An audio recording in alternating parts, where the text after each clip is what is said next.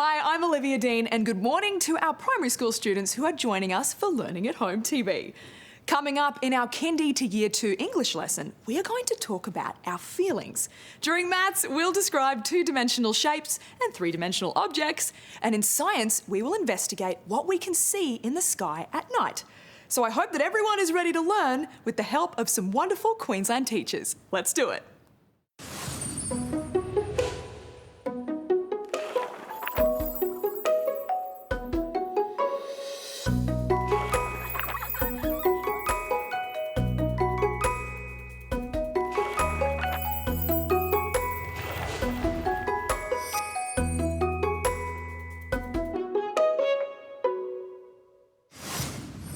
As you know, we always take the time before we start our lessons to make sure that we are well and truly awake.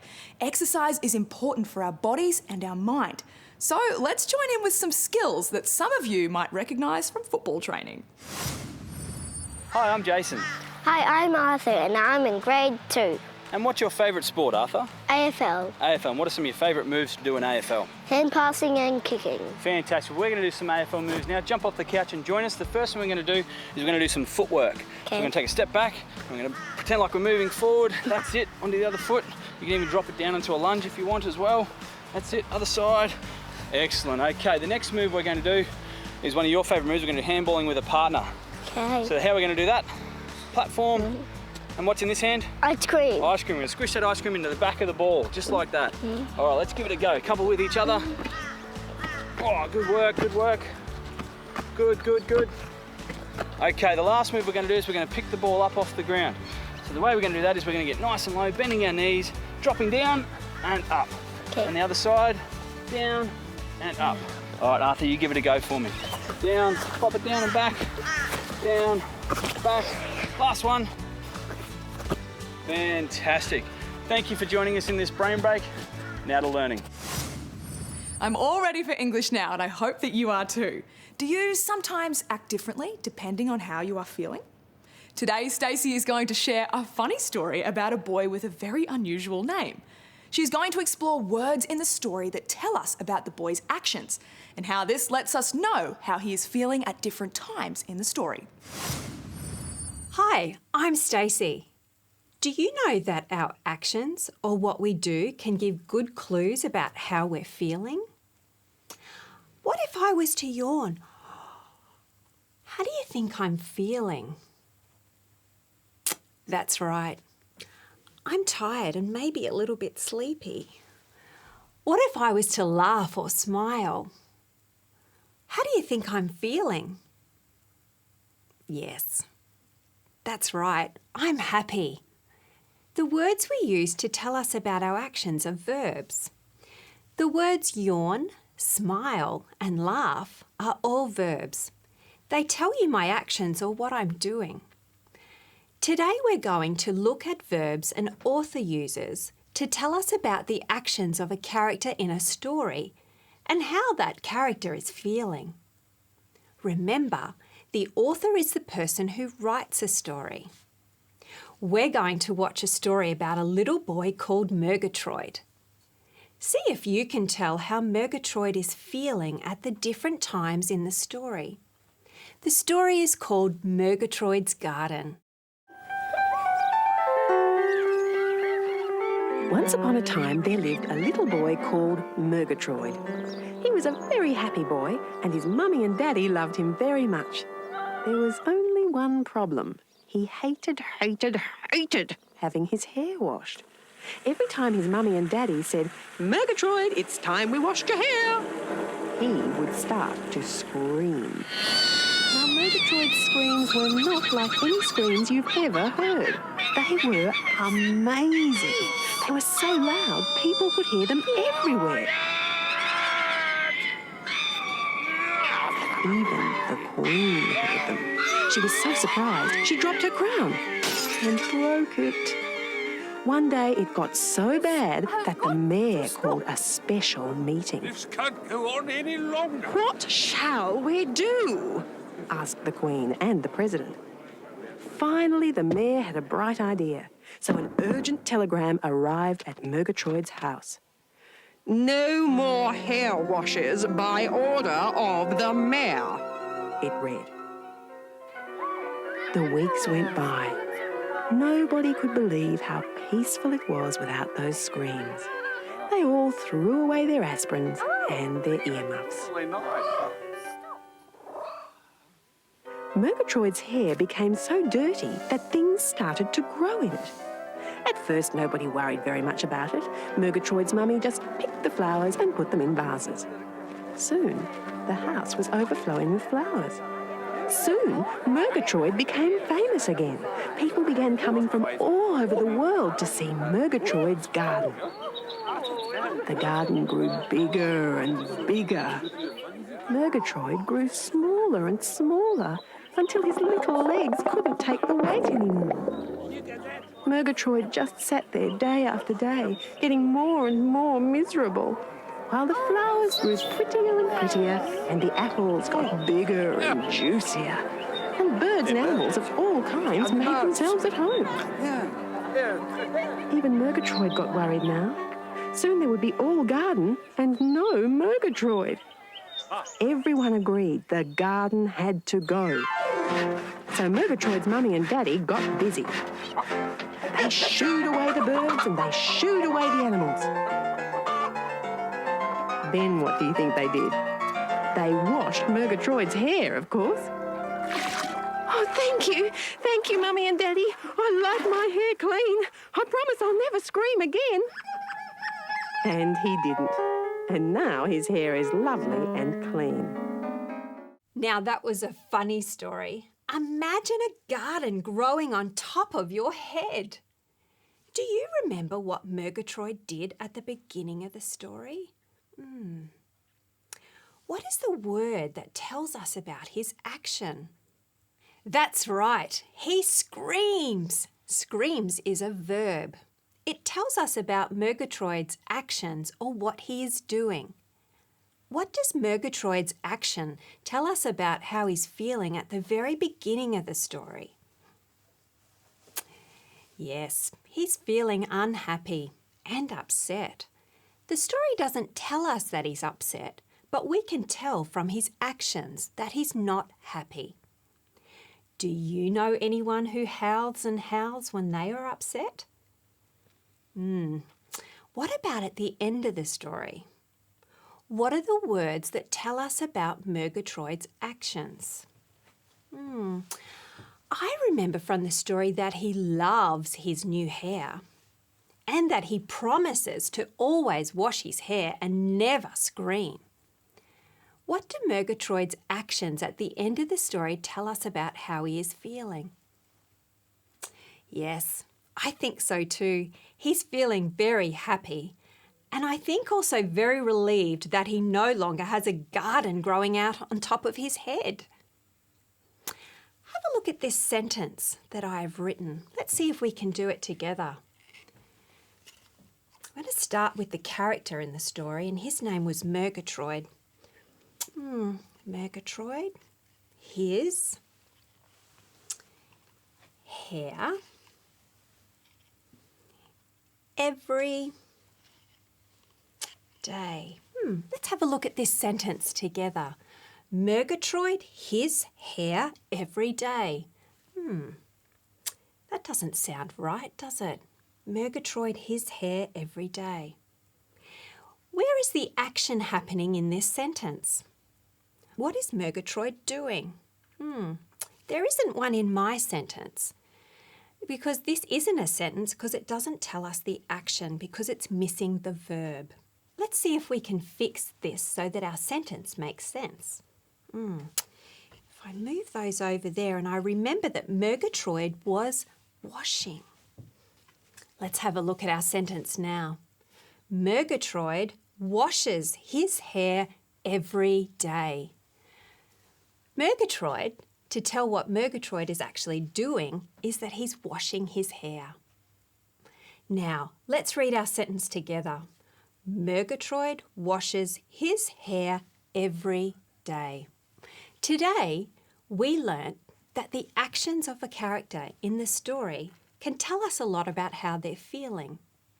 We learnt that verb is the name we give to words that tell us about actions. Next time when you're reading a story, see if you can find the verbs that tell you about the actions of the characters. Think about what these words tell you about how the character might be feeling. See you next time. Bye!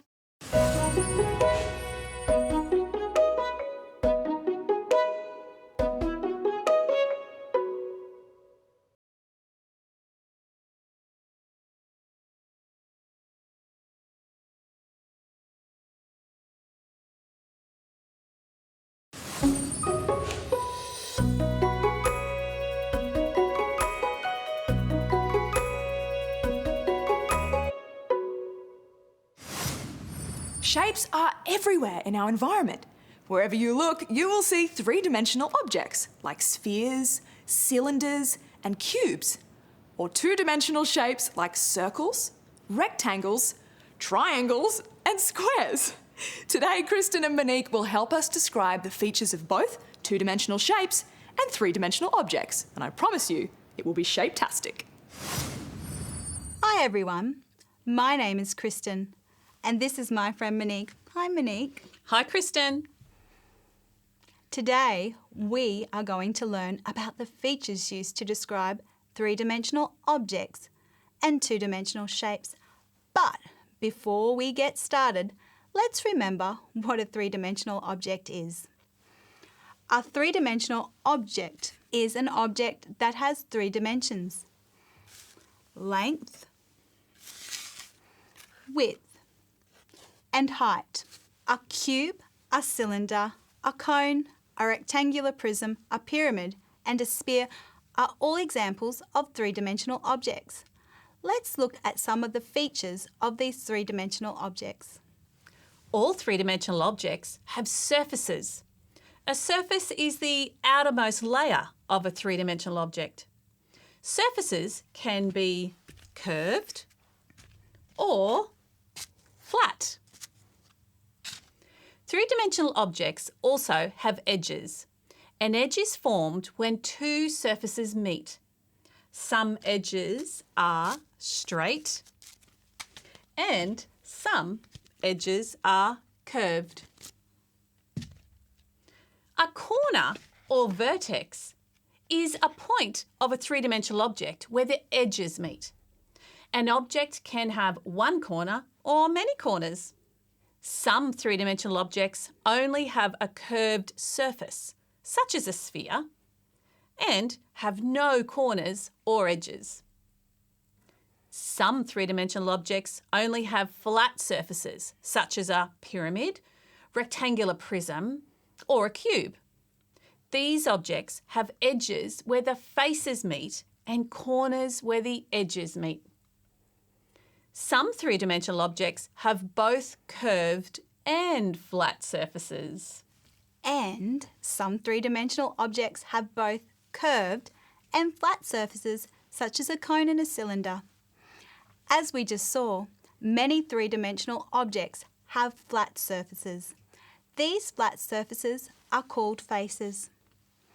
The flat faces of three-dimensional objects are two-dimensional shapes like circles, squares, rectangles, and triangles. Now let's revise some of the features of two-dimensional shapes. Two-dimensional shapes have two dimensions. These are length and width. Two-dimensional shapes are flat and have sides that can be curved or straight. For example, this circle has just one curved side. What two-dimensional shapes have you got there, Monique? Well, I have a rectangle. It has straight sides. 1, 2, 3, 4.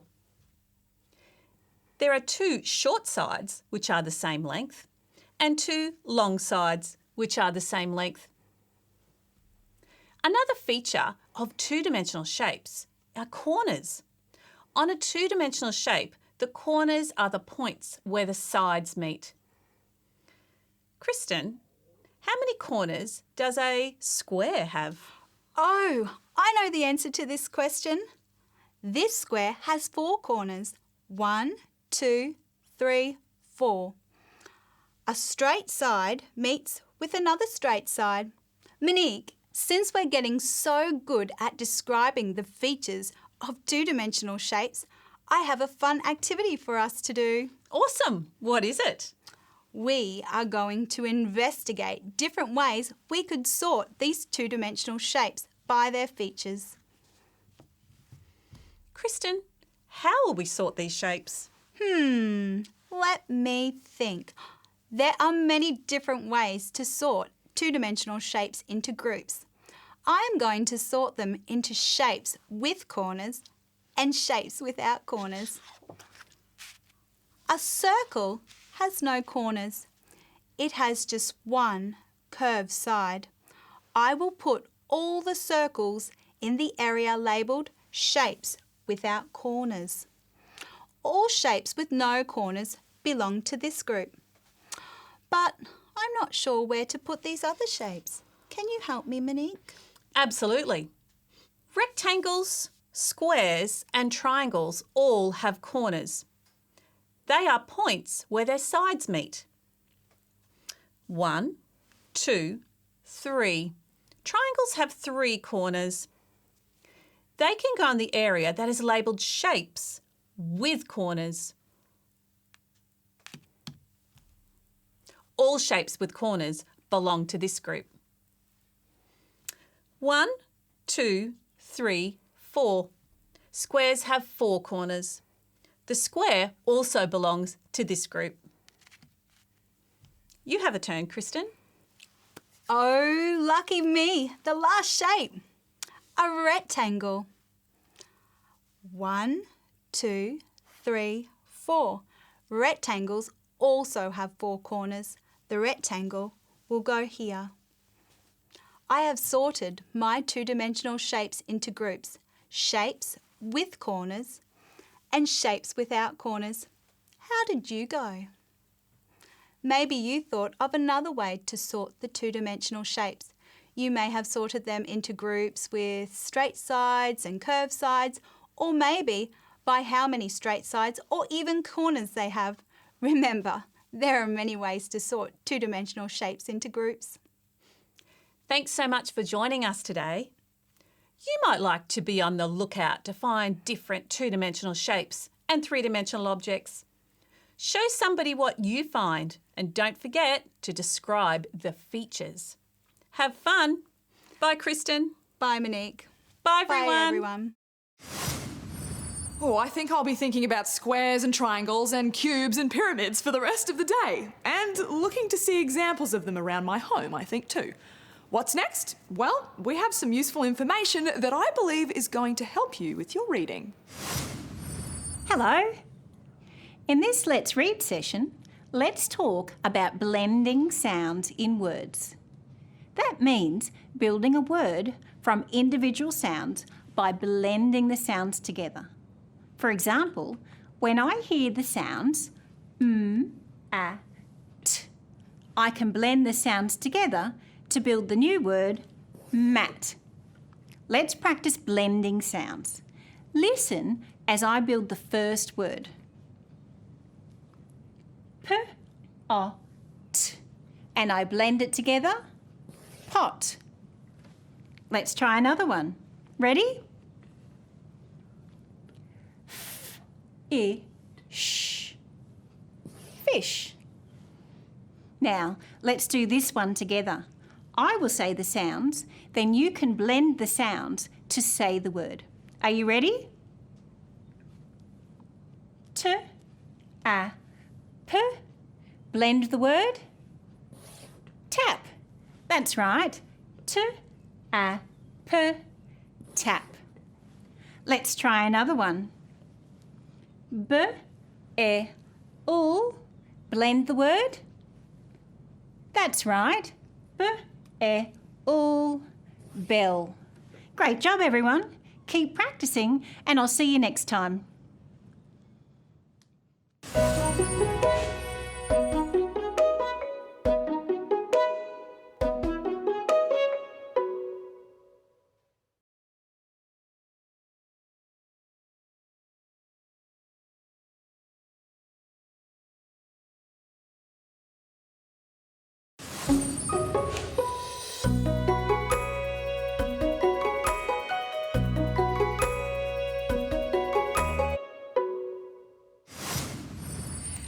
a storybook about the moon? Is the moon in your story a large, round full moon or a small sliver of a new moon? The moon is our closest neighbour in space, and it is seen by millions of people around the world every night. Here's Jane with a closer look at the moon and other features in our sky. Hi there. Take a moment to think about the objects in the sky at this very instant. You might even like to look out your window right now. What are the objects in the sky during the day? Are they different at night? The sun, moon and stars can be seen in the sky at different times of the day and night. They are called observable features of the sky because we can see or observe them in the sky. Scientists who study observable features in the sky are called astronomers. Today, we're going to work like astronomers and examine some of the observable features of the sky. Scientists make observations. Then, they organise their observations into tables, graphs and diagrams and try and find patterns. Patterns occur when a change occurs over and over again. Patterns help us to understand the world around us, and a pattern can help us make a prediction about something before it happens. What is a pattern that we can observe in the sky during the day? The movement of the sun is a pattern. The sun appears to rise in the east, reach its highest point in the sky around lunchtime, and then set in the west. And we can observe this pattern repeating every day. So how does this pattern of the sun affect us? Let's use a model to explore this pattern to find out more. This table will represent the Earth. This cup is an object on the Earth, and the torch will represent the sun's light. To do this, we're going to quickly dim the lights. Let's watch what happens when the torch is moved from one side over to the other side. Remember, the torch is representing the sun's rise and set over the object. Did you see how the sun shines down on the cup and makes a shadow? Let's have another look. But this time, let's focus on the shadow that the sun makes on the table. We can see the shadow is quite long here, and it gets smaller and then it gets longer again. So the size of the shadow changes as the sun appears to move. Did you notice how the shadow was longer when the sun was just beginning to rise and when it was just about to set? So the size of the shadow changes as the sun appears to move. Let's put the lights back on. Did you notice how the shadow was longer when the sun was just beginning to rise and when it was just about to set? Also, did you see the shadow was shorter when it was in the middle of the sky, right above the cup? That's another pattern. Long shadows when the sun is low in the sky and short shadows when the sun is overhead. For thousands of years, humans have used the sun's daily pattern to tell the time. They were able to do these using sundials, a device like this that uses the apparent movement of the sun to determine how much time has passed. Why do you think knowing the time is important? It helps us to organise our lives. For example, we use the time to know when we need to be at the hairdresser for a haircut or when our favourite TV show is on. We need to know what time to go to bed so we are full of energy for the next day. Because of the sun's pattern, we can also predict times for tomorrow. I wonder how else we could use patterns in the sky to tell the time. What patterns can we observe in the sky during the night? We can observe the moon and the stars at night. Do the moon and the stars appear to change over time? The moon appears to change shape each night. Sometimes it appears as a full circle, a full moon, but at other times it appears as a small piece or slither, and sometimes we can't see it at all. This is another pattern in our sky. We can use this to help us keep time too, but not time of day, the time of the year. For example, in ancient times, our calendar was based on this moon cycle. It helped farmers to decide when to plant and harvest crops. In fact, some Asian cultures still use this calendar today. It's called a lunar calendar. Now, what about the stars? Have you ever noticed the position of the stars in the sky appear to change over time? That's right. If we carefully observe the night sky over a few weeks and months, we could be able to spot small changes in the positions of the stars. Aboriginal and Torres Strait Islander peoples have observed the night sky for thousands of years. They have used the stars as indicators of seasonal change, which was important to predict the availability of food sources and materials. For example, the appearance of some stars indicated the need to plant crops like sugarcane, sweet potato and bananas, or collect food like emu eggs. So today, we looked at the patterns and movement of the sun and stars and the shape of the moon and the formation of shadows. Okay, let's recap what we've learnt today. We now know that scientists make observations and look for patterns. We can observe features of the sky like the sun, moon and stars. And we can use the patterns of the sun, moon and stars in our everyday life to make predictions.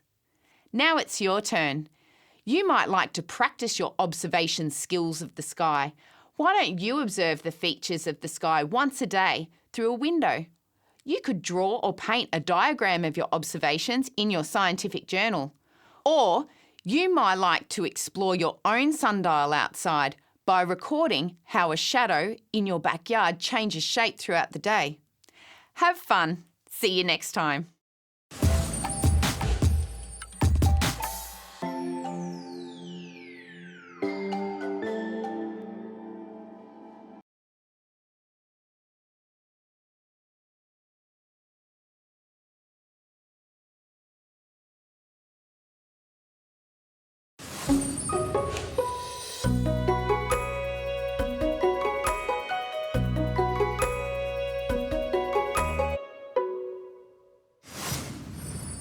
Let's take a brain break. This is a clever movement exercise because it shows that even if your favourite hobbies are not sport related, you can still find a way to include them in your exercise. Have fun and I'll see you next time.